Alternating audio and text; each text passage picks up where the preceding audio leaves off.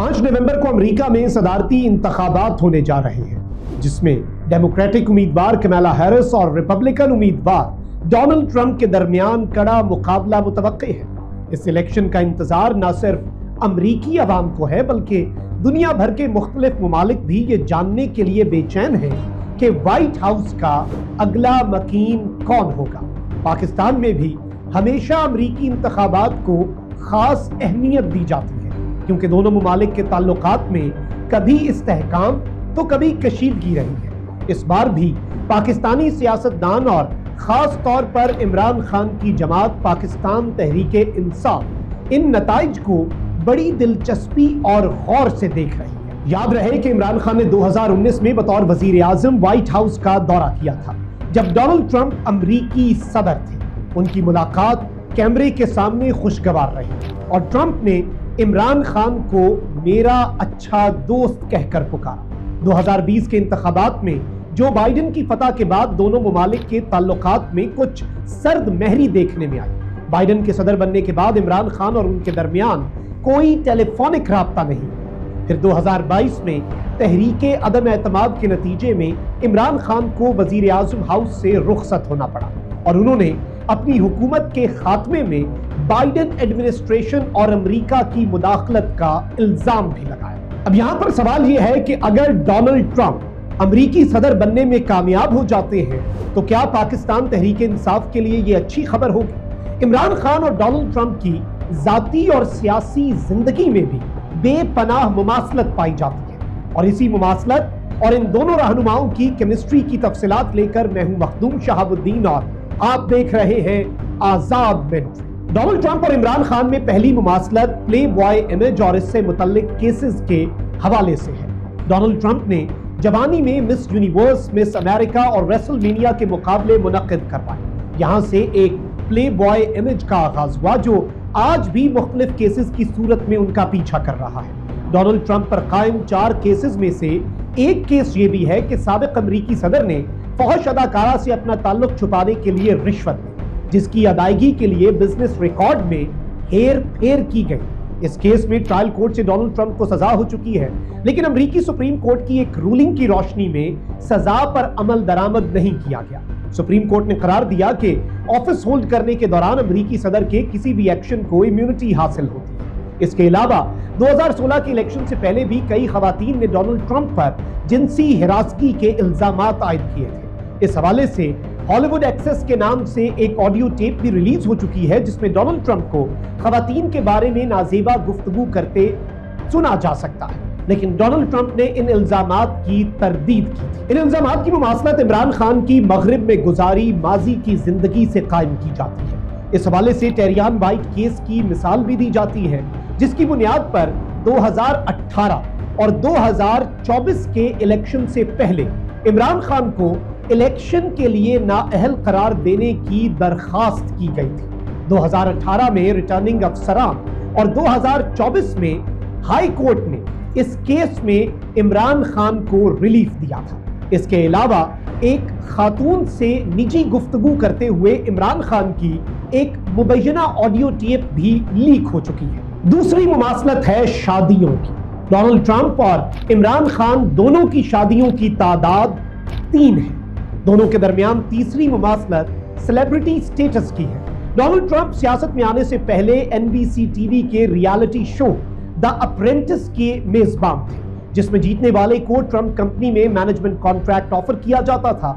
जो नाकाम होता था उसको वो मखसूस अंदाज में यू आर फायर्ड कहकर निकाल देते थे। ये जुमला और बिग बॉस स्टाइल अमेरिका में काफी मकबूल हुआ, जिसके बाद वो हाउस होल्ड नेम बन गए।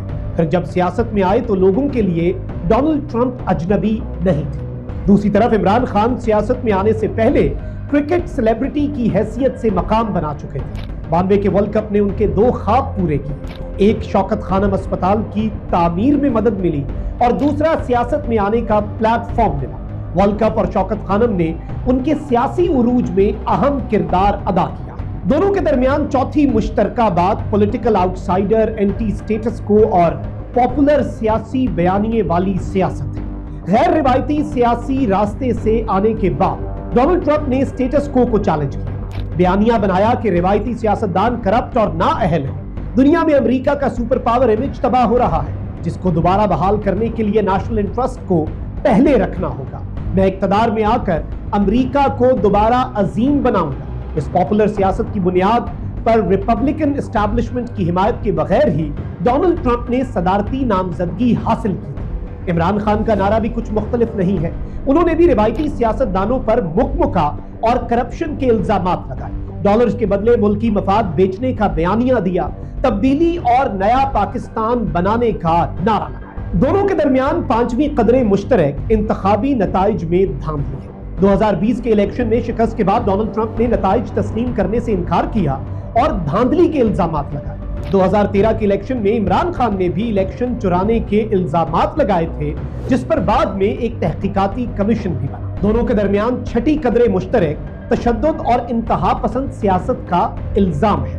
6 جنوری 2021 کو الیکشن رزلٹ کو کانگریس کی جانب سے الیکٹورل رزلٹس کی تصدیق ہونا تھا۔ ڈونلڈ ٹرمپ نے اپنے حامیوں کو کیپٹل ہل کی طرف مارچ کرنے کی کال دی، جنہوں نے کیپٹل ہل پر حملہ کیا۔ بعد میں ڈونلڈ ٹرمپ نے الزام لگایا کہ کیپٹل ہل کو محفوظ بنانے کی ذمہ داری اسپیکر نینسی پیلوسی کی تھی، جنہوں نے مناسب سیکیورٹی کا انتظام نہیں کر رکھا تھا۔ ڈونلڈ ٹرمپ پر قائم ایک مقدمہ کیپٹل ہل پر حملے کا بھی ہے۔ دوسری طرف 9 مئی کو عمران خان کی گرفتاری کے بعد پارٹی ورکرز نے احتجاج کے لیے کینٹ ایریاز کا رخ کیا، جس کے نتیجے میں فوجی تنصیبات پر حملے ہوئے۔ اس حوالے سے قائم مقدمات میں عمران خان کا نام ملزمان کی فہرست میں ہے۔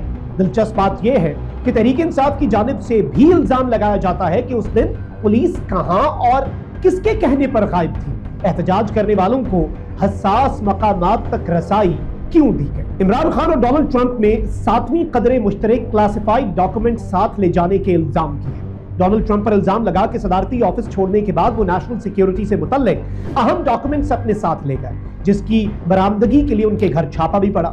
اس حوالے سے ڈونلڈ ٹرمپ پر مقدمہ بھی بنا، لیکن عدالت نے یہ کیس ڈسمس کر دیا۔ عمران خان پر بھی سائفر چوری کرنے کا کیس بنایا گیا، گھر پر چھاپا بھی پڑا۔ سائفر کیس میں ٹرائل کورٹ سے سزا بھی ہوئی، لیکن ہائی کورٹ نے اپیل میں بری کر دیا۔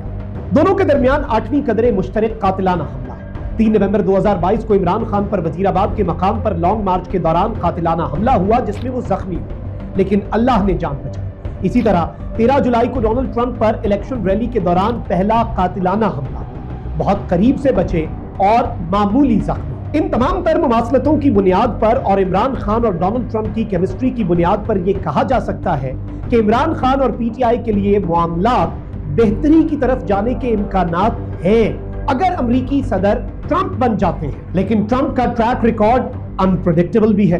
اس حوالے سے وہ میاں نواز شریف کی تعریف بھی کر چکے ہیں۔ دسمبر 2016 میں صدر بننے کے بعد ڈونلڈ ٹرمپ نے نواز شریف کو فون کیا تھا، جس میں انہیں ٹیرفک گائے کہا تھا۔ یہ بھی کہا تھا کہ ایسا لگتا ہے جیسے میں نواز شریف کو مدتوں سے جانتا ہوں۔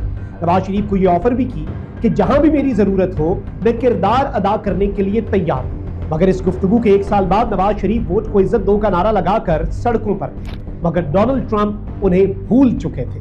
لیکن یہاں پر ایک اور بہت بڑا فرق ہے، نواز شریف اور عمران خان۔ نواز شریف کو امریکہ میں پاکستانی کمیونٹی کی وہ حمایت حاصل نہیں تھی جو آج عمران خان کو حاصل ہے، اور اپنی پاپولیرٹی برقرار رکھنے کے لیے عمران خان کو سپورٹ کرنا امریکی سیاستدانوں کی مجبوری بن سکتا ہے۔